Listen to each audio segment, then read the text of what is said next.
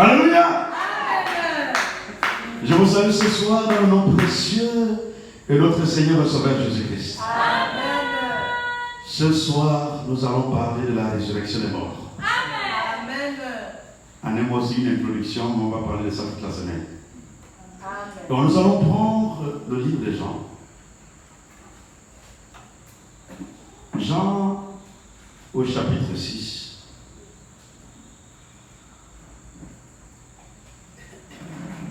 À partir du verset 37.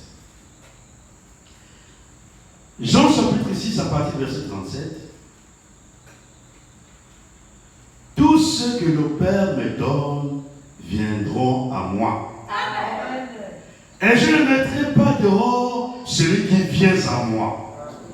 Car je suis descendu du ciel pour faire non ma volonté, mais la volonté de celui qui m'a envoyé. Amen.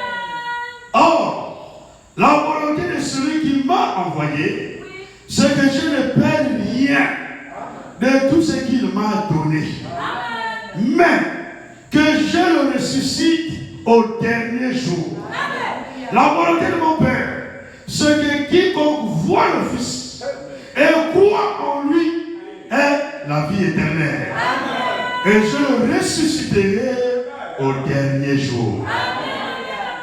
Que le Seigneur bénisse sa parole pour vous asseoir.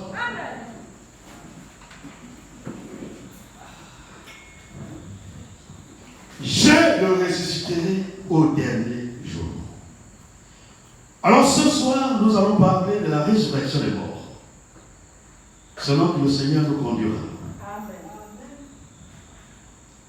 Alors, nous voulons considérer ici ce soir l'importance de la résurrection. Nous avons déjà beaucoup entendu parler de la résurrection, je pense, dans cet endroit. Je pense depuis que notre frère David était là. Et même avant, quand notre frère bien-aimé qui a prêché sur la Pâque, il en a parlé.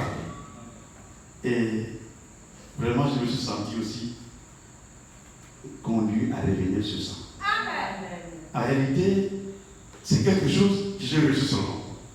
Donc, et ça va de pair avec ce qui a déjà été prêché. Amen. Donc, je ne fais que poursuivre les pas des anciens. Amen. Amen. Alors, la résurrection des morts. Nous voulons repartir un peu au commencement. Nous voulons repartir à la création. Nous savons que Dieu a été dans l'éternité. Oui. Et dans l'éternité, il était seul. Il n'avait personne à ses côtés.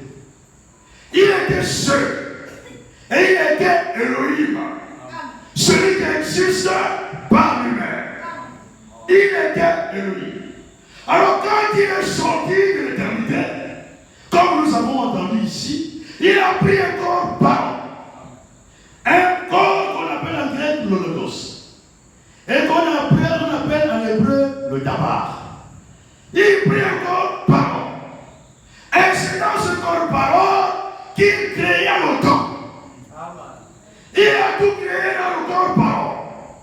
Il a créé le temps dans le corps parent. Alors, nous voyons qu'au commencement, quand Dieu créa, la Bible dit dans la Genèse, Dieu dit que la lumière soit et la lumière fut. Donc il créa la lumière. Et il sépara la lumière des ténèbres. Et il appela la lumière jour. Et il appela les ténèbres nuit. Ainsi, il y eut un soir et un matin, ce fut le premier jour. Ainsi, il y eut un soir. C'est la manière de lui compter le jour. Il ne compte pas le jour comme nous, du matin, on prend à partir du matin. Mais il prend à partir du soir. Et si vous prenez le calendrier hébraïque, donc les Hébreux, ils comptent aussi le temps de la même manière. Le jour, c'est les Hébreux ne commencent pas le matin à 6 heures. Une journée entière commence soir. Et se termine l'autre soir. Donc c'est entre le soir qu'il y a un jour. Et si vous allez dans Exode au chapitre 12, quand Dieu a institué, la Pâque, que le peuple d'Israël devait immoler l'agneau, et vous devez immoler l'agneau entre 2 jours, entre 2 soirs. Vous devez l'immoler, vous devez d'abord le garder jusqu'au 14e jour. Et ensuite, vous devez l'immoler entre 2 soirs. C'est comme ça que les Hébreux se contre le temps. Ils se sont inspirés de la Bible. Alors, la Bible nous dit dans Genèse, alors il y a eu un soir et il y a eu un matin, c'est fut le premier jour. Dieu créa le temps. Et c'est dans le temps que Dieu a tout créé. Dieu n'a pas créé le monde dans l'éternité. Dieu a tout créé dans le temps. C'est quand il est rentré dans le temps, en prenant une parole, un corps logos, un corps parole, qu'il a commencé à créer dans le temps. Et quand il a créé le monde pendant 6 jours. Le temps était déjà comptabilisé. Chaque jour, le temps était comptabilisé. Il crée aujourd'hui, alors la Bible dit, il vit un soir et un matin, c'est le premier jour. Oui. Quand il crée encore le deuxième jour, alors la Bible dit, c'est fut le second jour. Quand il crée encore le troisième jour, alors la Bible dit, c'est fut le troisième jour. Jusqu'à ce qu'il arrivait au 6e jour. Dieu a créé le monde en 6 jours. Et c'est le 7e jour qui est un jour spécial chez Dieu. Le 7e jour n'est pas comme les autres jours. C'est un jour spécial. Alors au 7e jour, Dieu acheva son œuvre. Il acheva son œuvre de la création. Alors, il se reposa de toute son œuvre qu'il avait créée, de toute son œuvre qu'il avait fait. Dieu se reposa le 7e jour et il le sanctifie. Alors c'est le 7e jour que Dieu s'est reposé. Après avoir créé pendant 6 jours le monde. Il a créé le monde pendant 6 jours. Le 7e jour, il acheva. Le chiffre 7, c'est le chiffre de l'achèvement.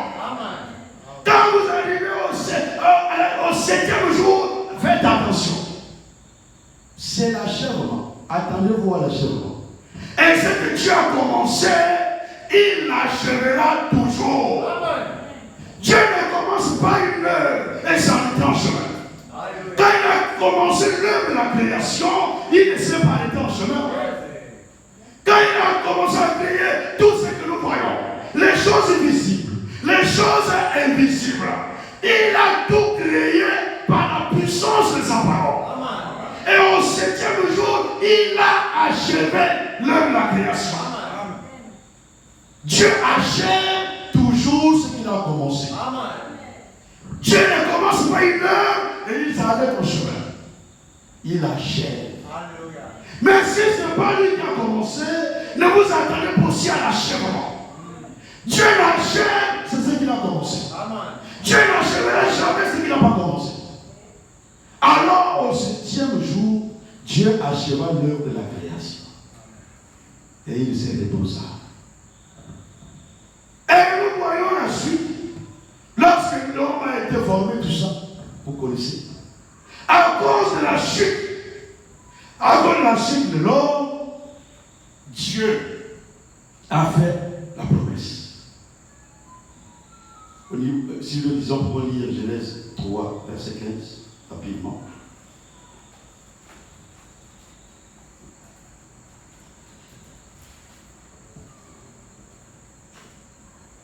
La chute a encore donné à Dieu du travail. Nous donnons à Dieu beaucoup de travail. Genèse 3, et nous prenons le verset 15. La Bible dit au verset 15, je mettrai une inimitié entre toi et la femme, entre ta postérité et sa postérité. celle-ci t'écrasera la tête et tu lui blesseras le talon. Alors à cause de la chute de l'homme, Dieu fit la promesse. Il dit, je mettrai une inimitié entre toi, le serpent, entre toi et la femme, entre ta postérité et sa postérité. Celle-ci t'écrasera la tête. Alors Dieu fit la promesse de la venue d'un rédempteur. Un rédempteur qui devait venir pour venir relever l'homme de la chute. Et relever l'homme de là où il était tombé. Alors le rédempteur devait venir pour faire quoi? Pour écraser la tête du serpent. Pour vaincre celui-là qui a mené l'homme dans le péché. Alors, Dieu fait la promesse. Donc, il fallait que Dieu travaille encore. Alors que Dieu avait déjà fini son œuvre de création. Il était dans le repos. Mais l'homme, à cause de la chute de l'homme, le péché n'est pas une bonne chose. Le péché, Dieu n'a jamais aimé. Dieu aime le pécheur. Dieu aime l'homme. Mais Dieu n'aime pas le péché. Si nous voulons que Dieu nous tourne le dos, demeurons dans le péché. Si nous voulons que Dieu ne se préoccupe plus de nous, demeurons dans le péché. Mais si nous voulons que Dieu puisse avoir de l'attention sur nous, nous devons nous détourner du péché. Nous devons nous éloigner du péché. C'est nos péchés qui nous empêchent de vaincre. Si nous voulons vaincre, éloignons-nous du péché. Le péché n'est pas une bonne chose. Alors comme Dieu a créé en 7 jours, il a créé en 6 jours, et le 7e jour, il se reposa. Alors, l'histoire de l'humanité aussi devait passer par 7 jours. Amen. L'histoire de toute l'humanité, du commencement jusqu'à la fin, devait passer par 7 jours. Devait passer par des jours prophétiques. Les jours qu'on apprend par ici, il s'agit des jours prophétiques. Il ne s'agit pas de simples jours, mais des jours prophétiques. Un jour équivaut à 1000 ans. Nous allons aussi lire ça.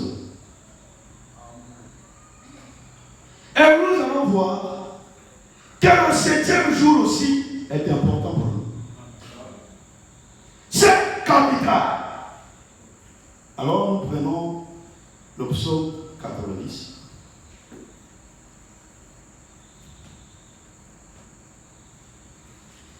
J'essaie d'aller vite parce que je dépasse le temps. Peut-être qu'il y a des écritures qu'on ne pourrait pas lire.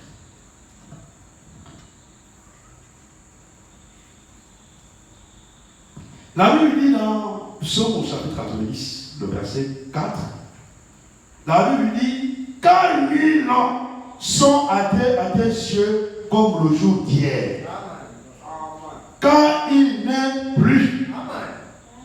Nous allons aussi lire dans 2 Pierre. 2 Pierre 3.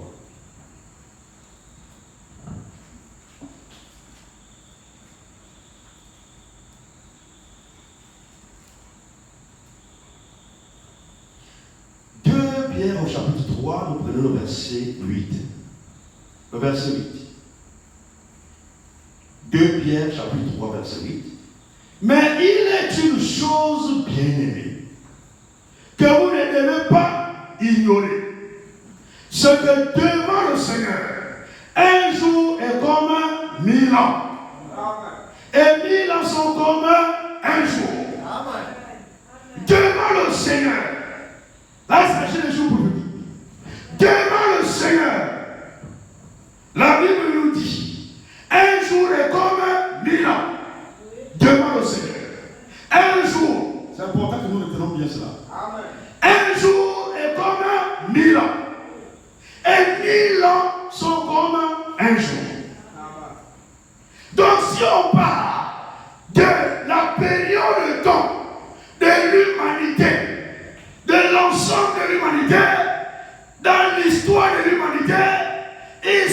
s'agit de 7 jours qui équivaut à 7000 ans.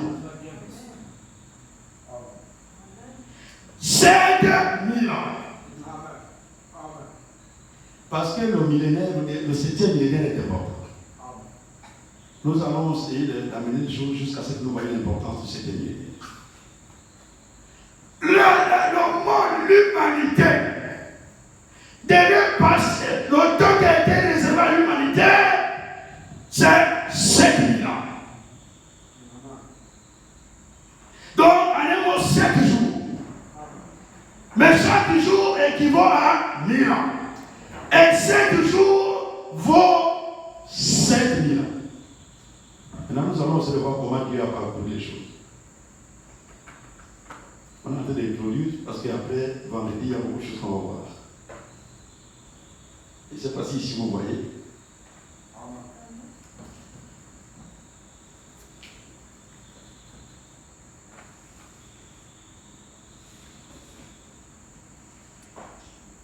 Alors, le premier homme, c'est Adam. Donc, d'Adam à Abraham. D'Abraham à Christ. Amen. De Christ à son retour.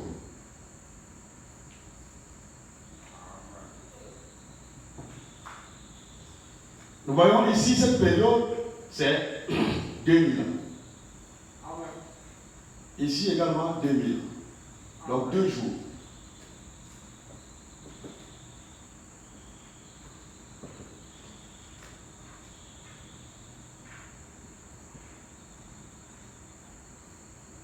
Donc 2 jours. Ici également c'est 2000 ans. Et ici c'est seulement 1 jour. Bien. Alors, quand nous allons considérer l'histoire de l'humanité, nous allons considérer les différentes périodes.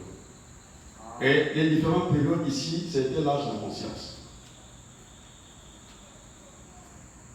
L'âge de la conscience.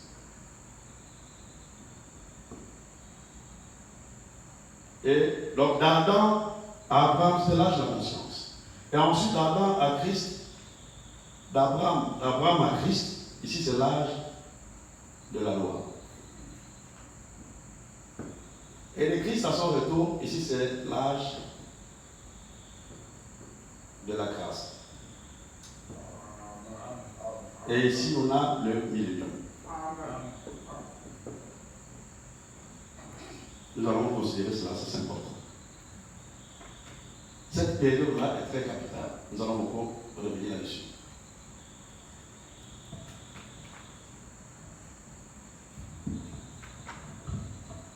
Alors que nous regardons à l'histoire de l'humanité, nous voyons que depuis le premier homme, Adam, jusqu'à Abraham, il s'est écoulé 2 jours.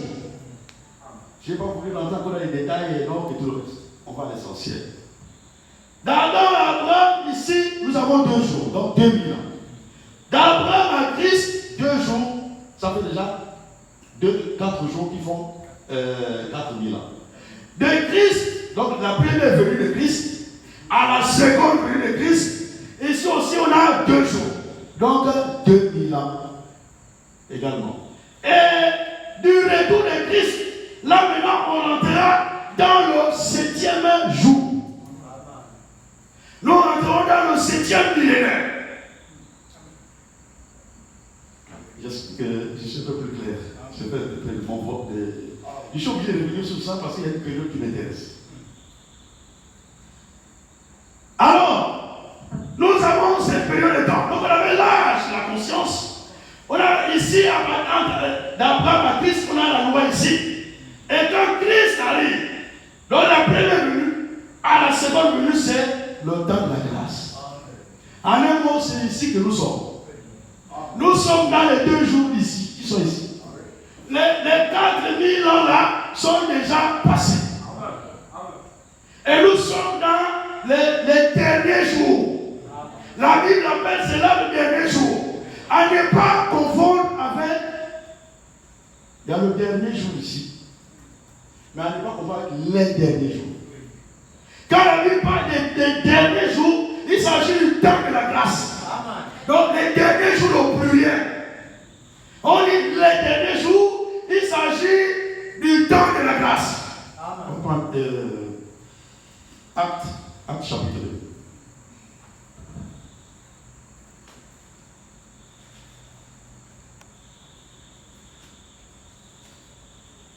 Acte chapitre 2.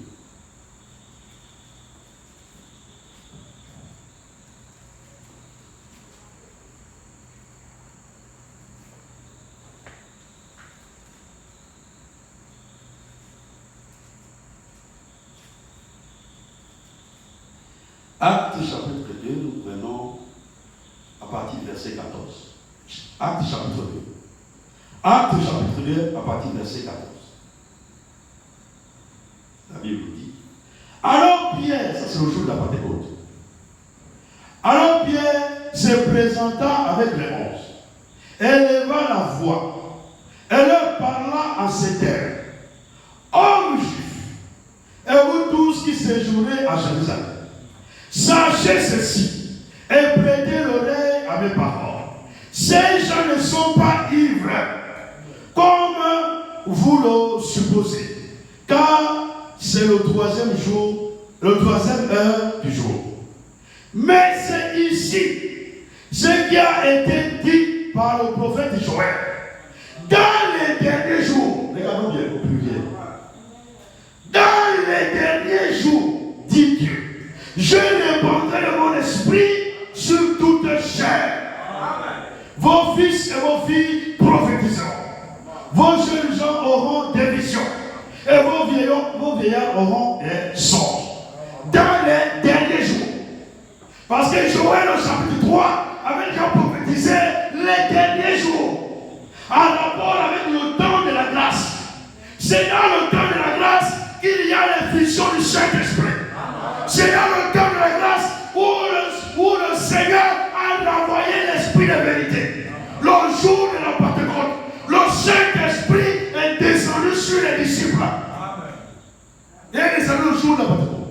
Et depuis que le Saint-Esprit est descendu le jour de la Pentecôte, le Saint-Esprit n'a plus quitté la terre. Donc même ce soir, le Saint-Esprit est encore sur la terre. Et le Saint-Esprit ce soir cherche la personne qui a la foi ce soir pour être scellé du Saint-Esprit. Ce soir, nous avons la capacité de rentrer dans le serment de nos âmes. Parce que nous sommes encore au temps de la grâce. Nous sommes au dernier jour. Les derniers jours. Pas le dernier jour. Les derniers jours au pluriel. Les derniers jours, il s'agit des derniers jours en rapport avec le temps de la grâce. Quand on parle de ça, beaucoup de Écritures parfois viennent, mais je ne peux pas rentrer là aussi. Parce que pour Israël aussi, il y a les 2 jours. Et si nous rentrons, on va se perdre un peu. Moi, je vais à l'essentiel. Donc, c'est les 2 jours. Ici, dans lesquels nous sommes actuellement. L'humanité a déjà parcouru de tout ce temps jusqu'à la venue de Christ. Et depuis la venue de Christ, nous sommes dans les 2 jours qui vont s'achever à son retour. Au retour de Christ, alors on va comptabiliser les 2 jours complets. On va comptabiliser les 2000 ans. Au retour de Christ. Alors, nous sommes ici. Et c'est parce que notre calendrier, nous utilisons le calendrier romain, qui a connu beaucoup de modifications. Il y a eu plusieurs modifications. Donc, quand nous regardons à l'année actuelle, nous sommes en 2024. Mais si on considère depuis Adam, nous ne sommes pas en 2024. Nous sommes au-delà de 2024. Ce qui se rapproche un peu du temps réel, c'est Israël. Allez-y dans l'Internet, vous pouvez taper le calendrier hébraïque ou le calendrier juif. Vous allez voir que 2024, nous sommes aujourd'hui, eux là-bas, ils sont à 5784.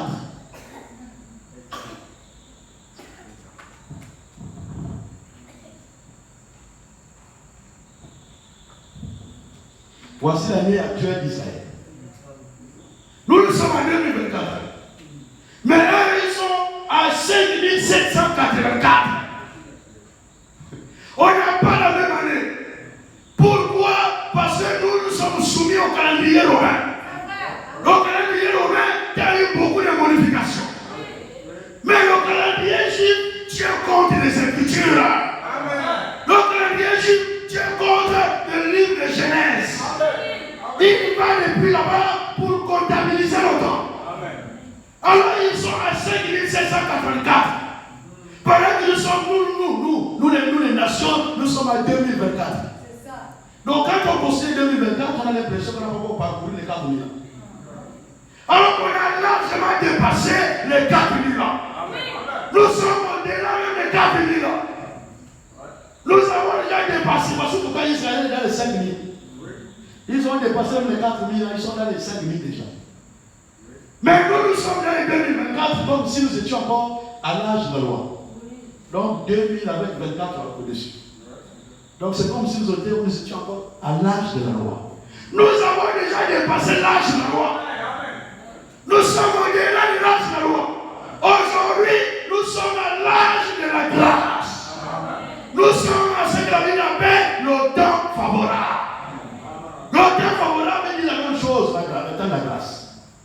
Le jour du salut veut dire la même chose, le temps de la grâce. Les derniers jours veut dire la même chose, le temps de la grâce. Dans le temps de la grâce, il y a plusieurs appellations que vous pouvez trouver dans la Bible. Mais qui veut dire la même chose. Nous sommes là, ici, au temps de la grâce. Maintenant, Jean nous dit, au chapitre 6. Nous retournons à Jean chapitre 6.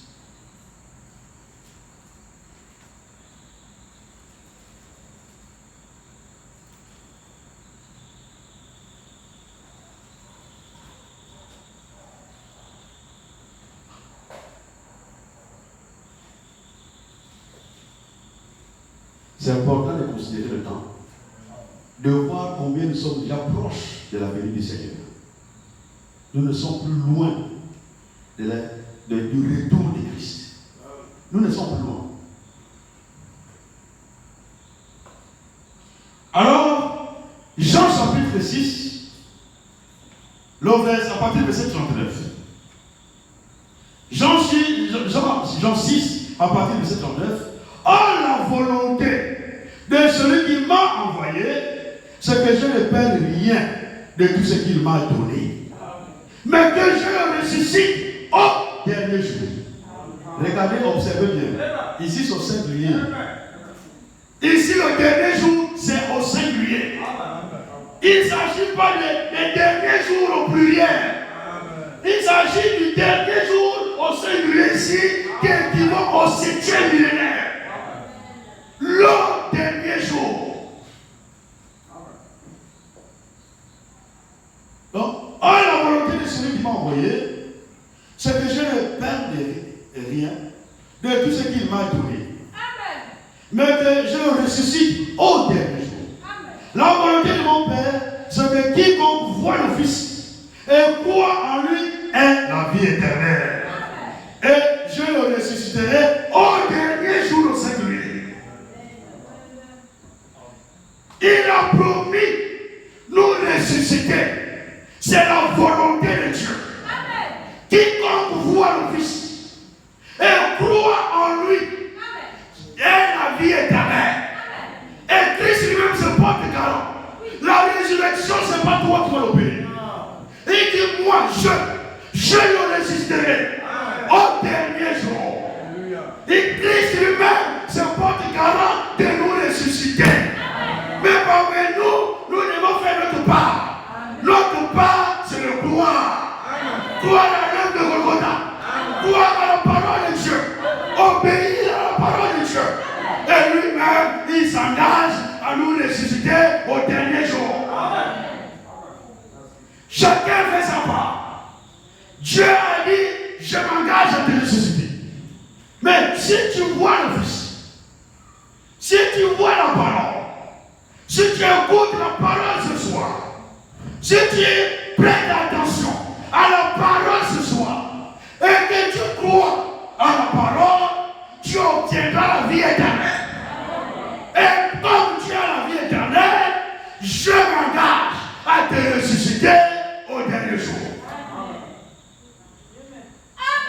Alors le dernier jour ici est important. Le dernier jour que Jean nous parle, il s'agit du 7e millénaire. Donc il s'agit du dernier jour ici. Nous avons déjà fait 2 jours. D'Adam jusqu'à Abraham. Nous avons fait 2 jours. D'Abraham jusqu'à Christ, nous avons aussi fait 2 jours, ça fait 4 jours. Alors le Christ à son retour, ça nous fera 6 jours. Et il nous restera un dernier jour ici pour compléter les 7 jours. Les 7 jours de l'histoire de l'humanité. Alors, le dernier jour ici équivaut au 7e millénaire, qu'on peut appeler l'Océan.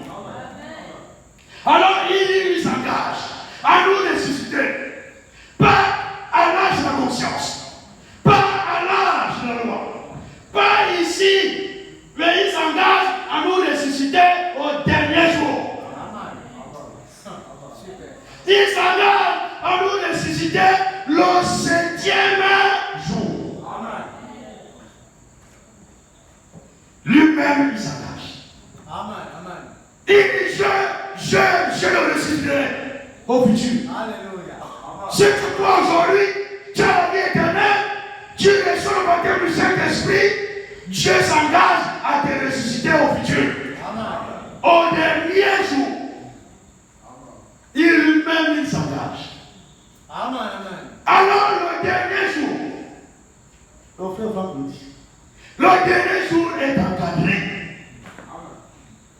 Il est encadré par 2 résurrections. Il y a 2 résurrections. Il n'y a pas plus de 2 résurrections. Il y a 2 résurrections. Alors, le dernier jour est encadré par 2 résurrections. Il dit, le dernier jour commence par la première résurrection. Et il finit par la 2e résurrection, qui est la résurrection générale. Donc il y a 2 résurrections qui encadrent le dernier jour. Alors Dieu s'engage à nous ressusciter lors de la première résurrection. En réalité, nous sommes ici pas pour la 2e résurrection. Mon frère, si tu es sur la 2e résurrection, ça c'est ton affaire. Mais moi, je suis ici ce soir pour la première résurrection. Moi, je veux participer à la première résurrection. La première résurrection, c'est la résurrection des premiers-nés. C'est la résurrection des premiers-nés. C'est la résurrection de l'épouse. C'est pas la résurrection de tout le monde. Alors, il s'engage à nous ressusciter.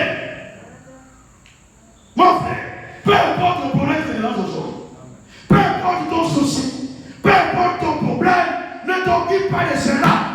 Même si tu es malade, la maladie va seulement détruire le corps. Mais ton âme est sauvée.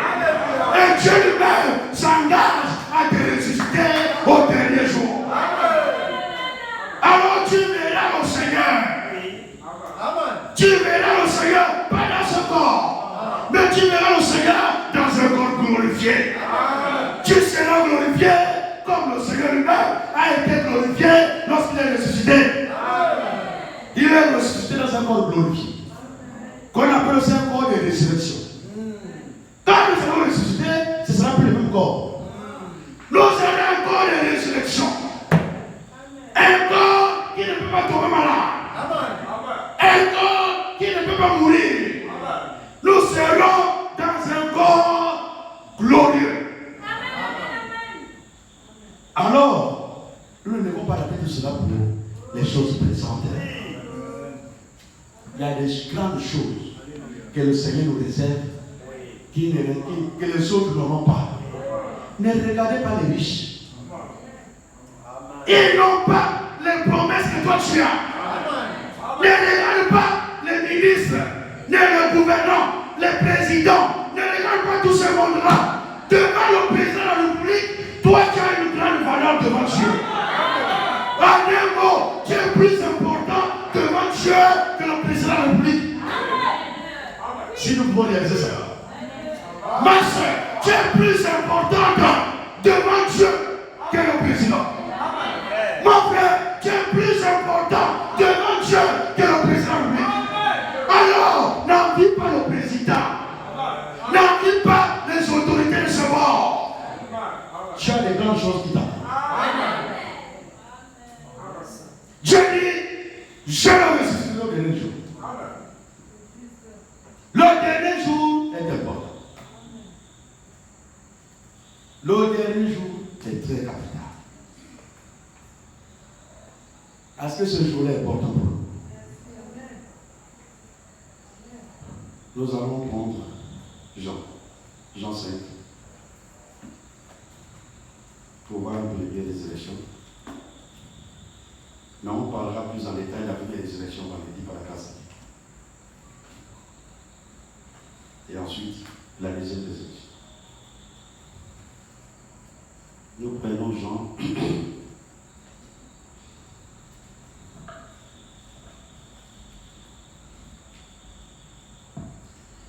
Jean chapitre 5, nous prenons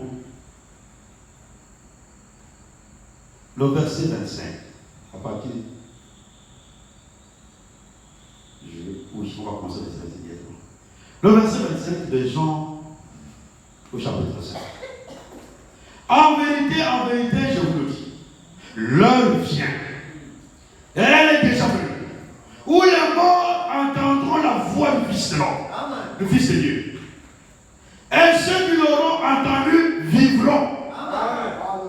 Car, comme le Père a la vie en lui-même, ainsi il a donné au Fils d'avoir la vie en lui-même.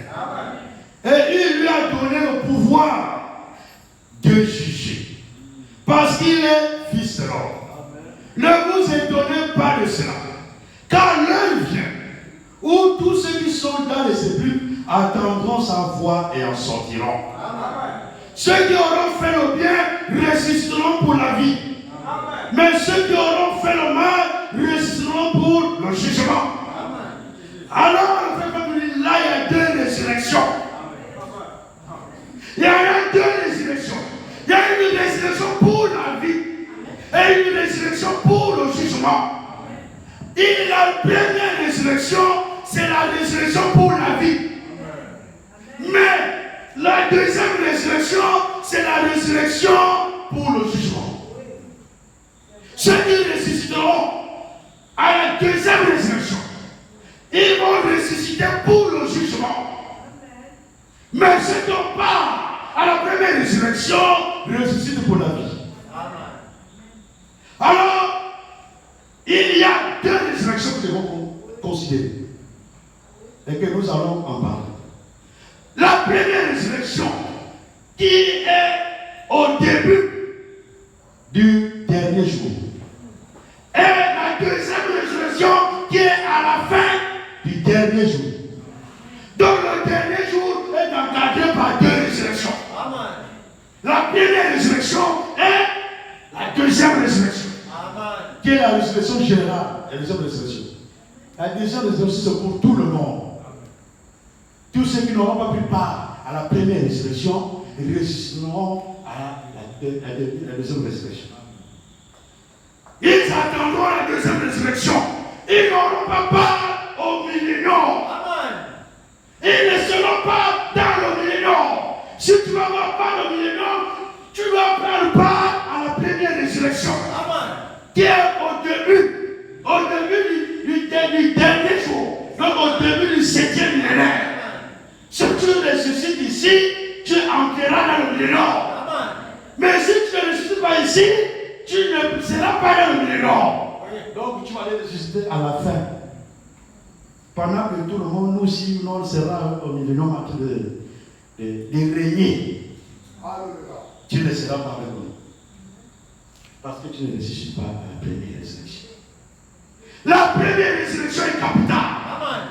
Et pour prendre part à la première résurrection, il faut que nous nous soumettons à toute la parole. Si vous pensez que à la première résurrection, c'est faire ce qu'on a l'habitude de faire. Un pas à l'église, un pas dans le monde. nous ne partirons, nous ne prenons pas part à la première résurrection. Nous ne partirons pas. Nous ne serons pas dans l'enlèvement. Si nous voulons prendre part à l'enlèvement, il faut que nous nous disions la vérité. Amen. Parce que quand je parle, c'est pour notre bien. C'est parce qu'il veut qu'on prenne part à les promesses qu'il a faites pour nous. Si nous voulons rentrer dans le milieu, nous devons nous soumettre d'abord à toute la parole de Dieu. Et expérimenter la puissance de la résurrection. Qui est le baptême du Saint-Esprit.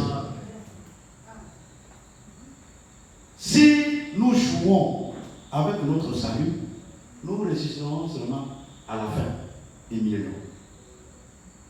Maintenant, si tu es appelé, on verra ça par la grâce de Dieu. Parce qu'ils vont ressusciter à la fin ici, des appelés. Ici, c'est pour les élus. Amen. La première résurrection, c'est pour ceux-là qui ont leur nom dans le livre de vie de l'agneau. Avant la fondation du monde, leurs noms ont été écrits dans le livre de vie de l'agneau. Avant la fondation du monde, les appelés, eux, leur nom est dans la partie livre de vie tout court. Parce que pourquoi ici, quand nous allons voir un peu Apocalypse, quand on parle un peu de jugement, vous verrez que les livres furent ouverts. Et parmi ces livres-là, le livre de vie, qui concerne les appelés. Mais nous sommes dans le livre de vie de l'agneau. Amen. Et dans le livre de vie de l'agneau, nous prenons part à la première résurrection. Et nous régnerons aux côtés de l'époux.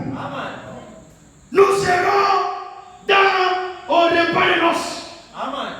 Ici, ça va avec l'enlèvement. Ici, là, la première résurrection, dans la résurrection, dans l'enlèvement, il y a plusieurs actions. Il y a l'enlèvement. Et quand nous sommes enlevés, nous partons aux noces de l'agneau. Nous irons dans la salle de noces. Nous serons à côté de tous les saints, à côté de tous les élus, de tous les âges qui seront là-bas. Ça, il faut participer. Pour les morts, bien sûr. Pour les morts, il faut participer à la première résurrection. Mais pour les vivants, ils seront changés. On verra tout ça par la grâce de Dieu. Mais ce qui nous importe ici, c'est de comprendre qu'il y a la résurrection des morts. Oui. La résurrection des morts est vraie. Nous devons la comprendre qu'elle est importante. Et même quand Jésus était dans son corps péché, quand il est arrivé ce jour-là, quand il est allé au tombeau de Lazare, il s'est présenté lui-même. Amen. Comme étant qui? La résurrection. Amen. Et la vie. Amen.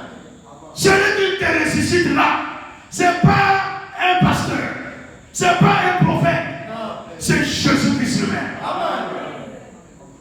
Comme sinon, comme ça rapidement, on va définir.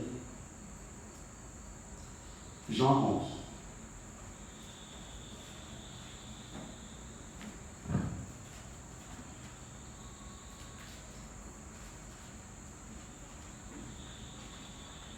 Et vous allez voir aussi que ici on parle du dernier jour de garde.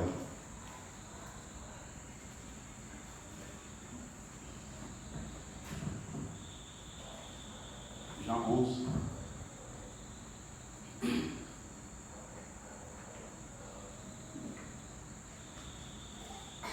Nous allons prendre la partie du verset 20.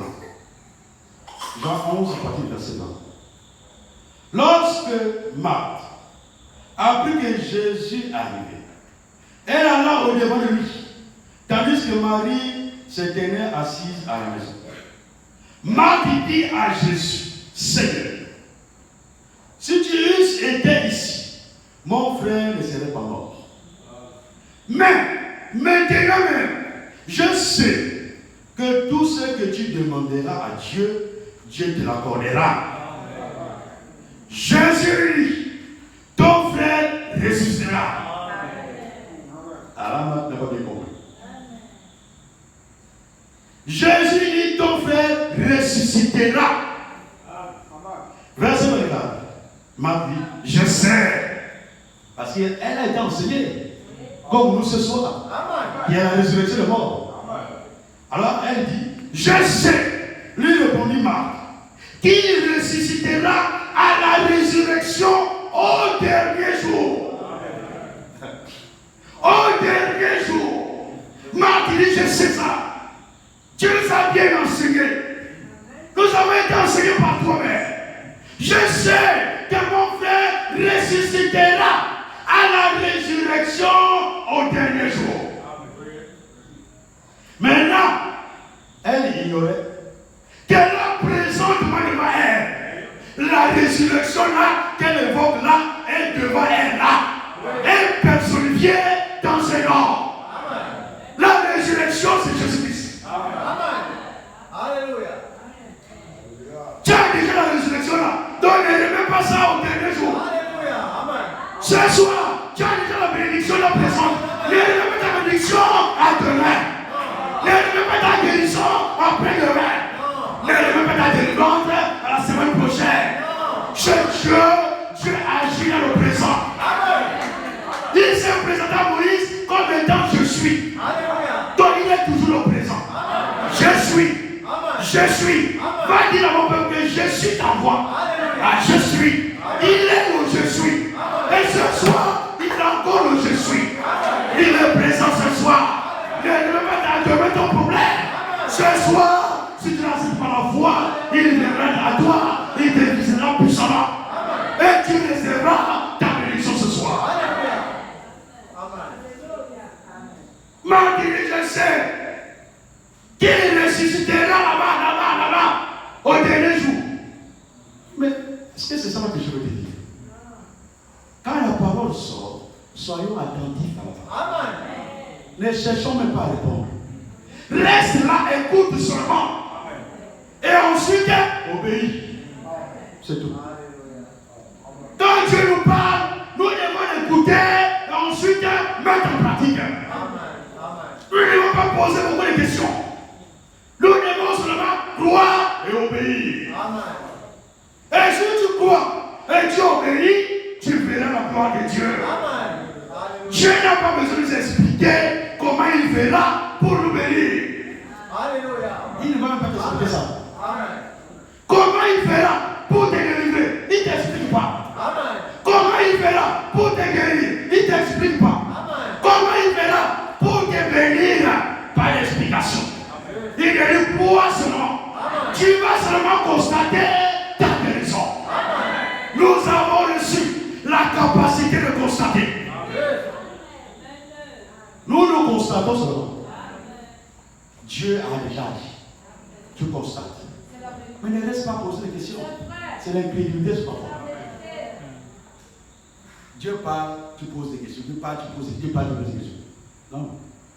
Dieu n'a pas besoin de te convaincre. Dieu parle. Toi, tu crois. Et le Saint-Esprit vient à toi. Le Saint-Esprit suivra la parole. Mais Dieu parle de ça, il parlait toute la journée parce qu'il doit te convaincre, toute la journée il doit parler. Crois. Amen. Alors, continuons avec Marc. Le verset 24. Je sais, lui répondit Marc, qu'il ressuscitera à la résurrection au dernier jour. Jésus lui dit, je suis la résurrection et la vie. Amen. Celui qui croit en moi vivra. Amen. Quand même il sera mort. Amen. Il ne dit pas quand même il sera mort. Quand même il serait mort. Il essaie d'utiliser un peu le langage des hommes. Parce que pour nous les hommes on parle de la mort. Quand même vous les hommes pouvez dire qu'il serait mort. Mais pour moi là, même si vous pensez qu'il est mort, moi je le ramenerai à la vie. Amen. Je vais le ressusciter. Alors, le verset 26 dit, Et quiconque vit et croit en moi ne mourra jamais. Amen. Crois-tu cela? Amen. Est-ce que tu crois cela, mon frère? Est-ce que tu crois cela, ma soeur? Crois-tu cela? La question nous est posée à nous. Approprions la parole. Crois-tu cela? Et quiconque vit et croit en moi ne mourra jamais. Crois-tu cela? Est-ce que tu crois cela que tu ne mourras jamais? Est-ce que tu crois, mon frère, que tu ne mourras jamais? Alors, ce que tu crois, c'est ce qui t'arrive. Si tu crois que tu ne mourras jamais, alors tu ne mourras jamais. Ce que l'homme croit, c'est ce qui arrive. Et ce que l'homme crée aussi, c'est ce qui arrive. Si tu crains, ce que tu crains là arrivera. Si tu crois, ce que tu crois aussi arrivera. Donc si tu crains, ce que tu crains là, mon frère, ça t'arrivera. Si tu crains que tu vas mourir, alors tu mourras. Si tu crains que tu vas rester au jour d'enlèvement, alors tu resteras. Si tu crains que tu n'as pas le salut, alors tu n'as pas le salut. Mais si tu crois, ce soir, si tu as la ferme assurance que lorsque le Seigneur viendra, quand le Seigneur parlera, tu seras là, tu vas ressusciter, alors tu ressusciteras. Amen. Croyons. Amen. Nous sommes des croyants. Amen. Croyons. Amen. Si tu crois, ce que tu crois là arrivera. Amen. Et Jésus n'a pas fait d'annoncer cela à Marthe. Alléluia. Jésus n'a pas seulement dit que ton frère ressuscitera. Il n'a pas seulement parlé. Sinon, Dieu, ce n'est pas quelqu'un qui parle. Il va parler. Amen. Il n'a pas seulement parlé, et puis la suite, il n'y a rien. Non. Il a parlé à Marie. Et ensuite, il a démontré à Marie que ce qu'il dit est la vérité. Amen. Alors, comme il est la résurrection, il fallait que devant la tombe de Lazare puisse revenir à la vie. Puisqu'il est la résurrection. Alors, devant la tombe de Lazare, il a poussé le cri. Le cri de commandement. Amen. Il a poussé le cri. Lazare sort. Amen. La résurrection est à eux. La mort ne peut pas résister. Amen. Le séjour des morts ne pouvait pas résister. Amen. Le tombeau ne pouvait pas résister. Amen. Alors Lazare est sorti. La preuve que Jésus-Christ est la résurrection et la vie devant Marie, c'est que Lazare est sorti. Alors Marc ne peut pas douter. Marc ne peut pas douter parce qu'il va dans l'accomplissement de la parole. C'est ce qui fait en sorte que nous soyons vrais croyants. Amen. Oui, quand la parole de Dieu s'accomplit, crois. Amen. Si tu ne crois pas, alors c'est encore compliqué. Quand la parole de s'accomplit là, tu n'as plus de raison de ne pas croire. Tu dois croire. Amen. Maintenant, si tu ne crois pas aussi, là il y a un problème. Même Thomas qui a résisté devant le témoignage de Jésus. En disant, si moi-même je ne crois pas. Parce que vous voulez me dire qu'il est ressuscité, c'est bien. Ça, c'est ton expérience à toi. Ce n'est pas mon expérience.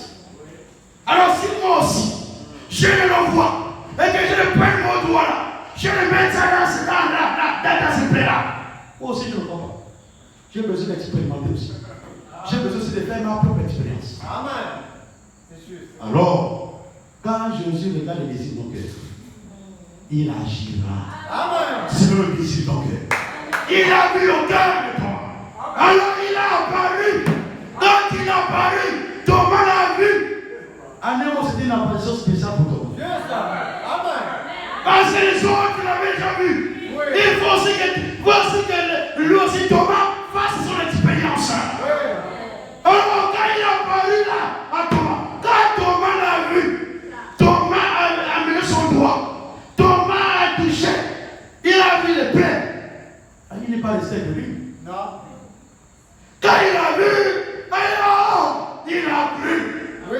Oh mon Seigneur et mon Dieu. Amen. Il ne peut plus continuer à douter.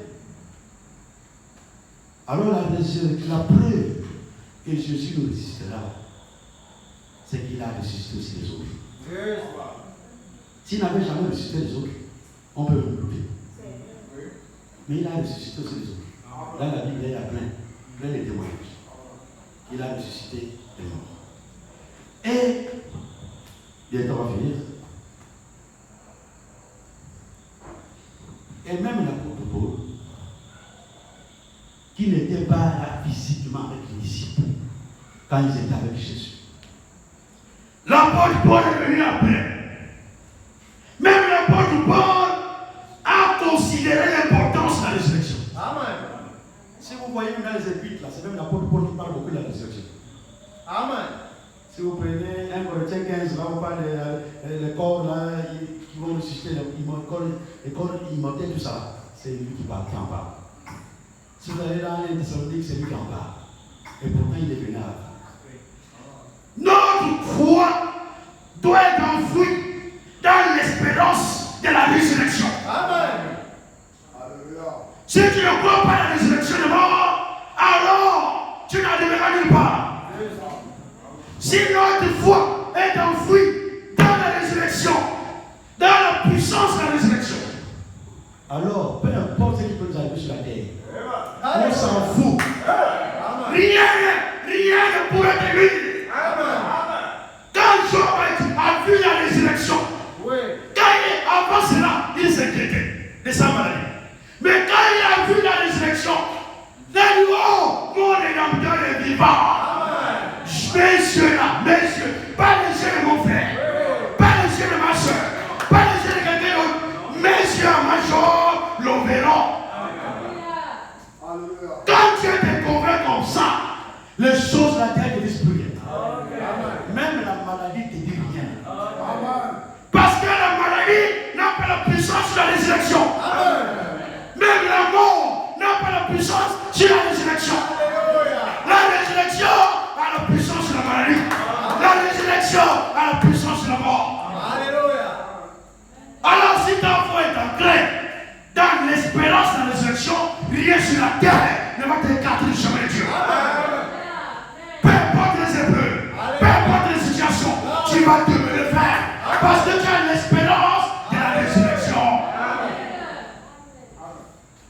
Alors l'apôtre Paul a placé la résurrection comme le but à terre. Juste. Philippiens 3.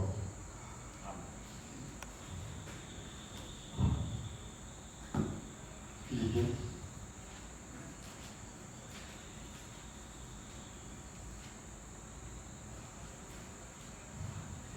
Philippiens chapitre 3. Nous prenons à partir du verset 8. On va prendre le plus haut, verset 7. À partir du verset 7. Philippiens, chapitre 3, à partir du verset 7. Mais ces choses qui étaient pour moi des gains, je les ai regardées comme une pierre, une perte, comme une perte. Je réponds cela.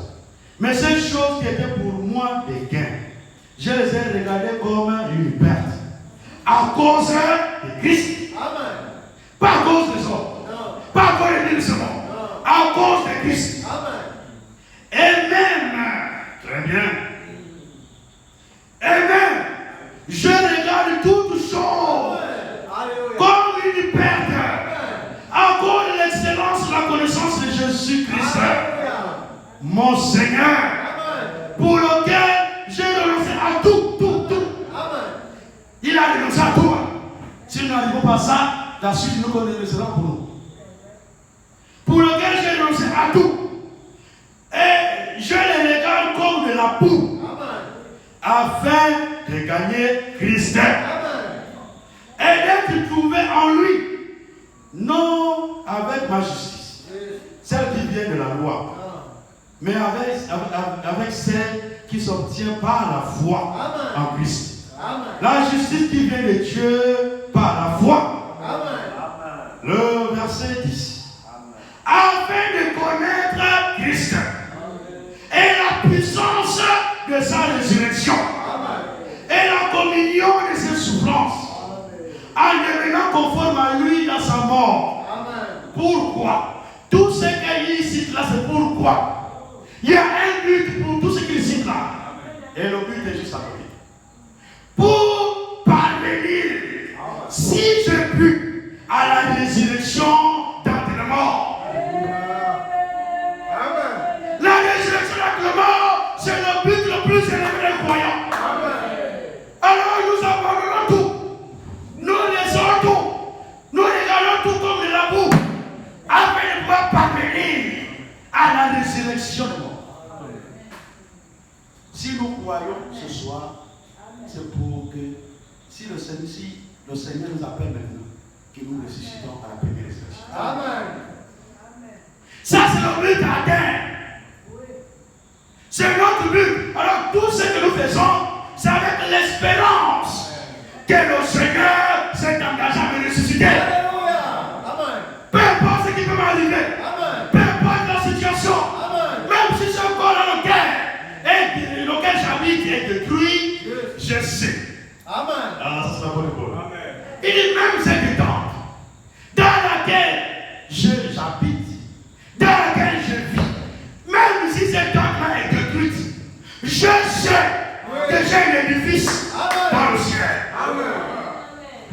Là-bas, c'est le corps qui nous attend là-bas, le corps que nous aurons, c'est un édifice. Amen. Ce n'est pas une tente. Le corps dans lequel nous sommes aujourd'hui, c'est une tente. Et la tente est trop fragile. S'il y a un petit vent là, vous allez voir, le vent va soulever la tente, va avancer sa barre. C'est le corps de notre humiliation. C'est le corps du péché. C'est dans ce corps-là qu'Adam a péché. Pas dans le corps spirituel, pas en esprit, mais dans un corps naturel. C'est dans ce corps qu'Adam a péché. C'est le corps de notre faiblesse. Mais quand nous quitterons ce corps, nous rentrerons dans l'édifice qui nous attend déjà. Dans cet édifice-là, nous ne pourrons pas pécher. Pas de péché, pas de maladie, pas de souffrance, pas de problème de la vie, pas de soucis. C'est un édifice. Si vous comparez une tente là-bas avec la maison là, il n'y a pas match. Ça c'est un édifice. Devant la tente est trop fragile. Nous résisterons. Amen. Parce que Dieu l'a dit. Alléluia. C'est pas parce que nous le disons. Non. C'est parce que Dieu l'a dit. Amen. Et ce qu'il dit, ça vient d'accomplir. Amen. Si nous croyons fermement, alors nous expérimenterons la résurrection. Pour vous dire, ce n'est plus loin. Amen. C'est pourquoi j'ai tenu à mettre un peu le schéma là. Ce n'est plus loin. Nous sommes déjà quelque part ici. Là, à côté, à quelques secondes seulement. Du dernier jour. Nous sommes déjà quelque part là. Nous sommes plus loin. On n'a qu'à parcourir tout ça. Il reste seulement quelques secondes ici. Pour arriver au dernier jour. Donc, un peu, comme la Bible dit, un peu de temps. Un peu de temps seulement. Celui qui viendra, viendra. Amen. Il n'est pas beaucoup de temps. Il n'est pas beaucoup de temps. Un peu seulement. Un peu de temps. Celui qui viendra là, il viendra. Alors, c'est le temps favorable où nous devons expérimenter la puissance qui a ressuscité Jésus. Alléluia. Amen. Amen. Et si nous expérimentons la puissance là, nous aussi, nous allons ressusciter. Alléluia. Amen. Nous finissons par Romains 8. Romains 8.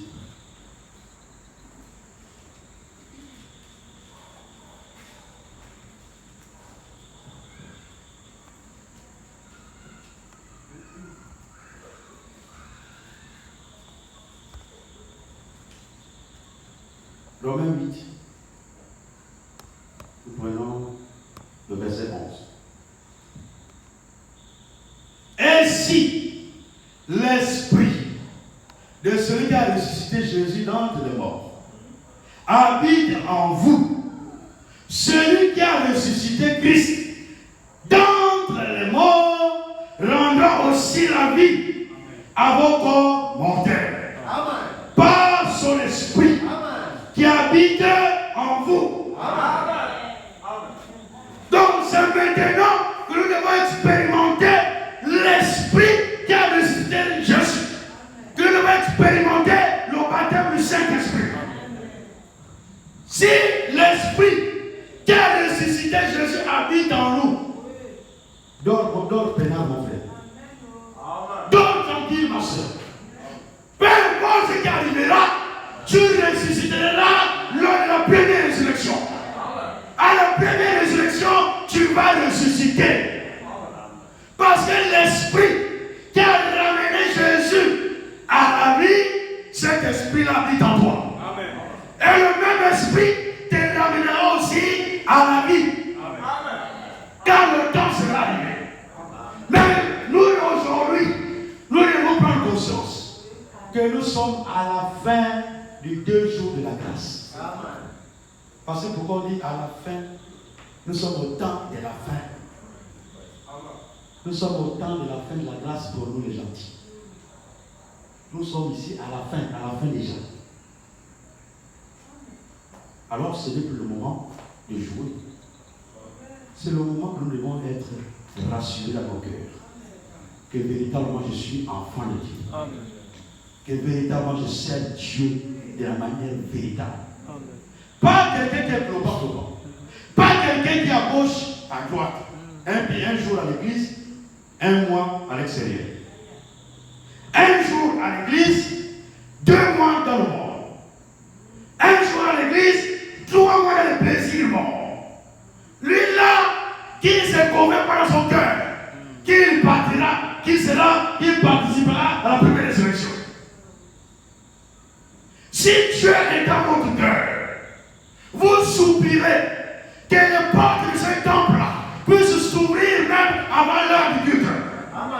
Parce que Dieu est dans votre cœur. C'est un empressement. Vous souhaiterez toujours être en communion avec Dieu. Être dans la présence de Dieu. Un jour à l'église, un mois dans les espoirs du monde, je vais vous convaincre comme vous voulez. Moi, j'aime croire Dieu dans la vérité. Amen. Donc, dans les Écritures. Amen. Croyez comme le disent les Écritures. Que Dieu vous bénisse. Amen.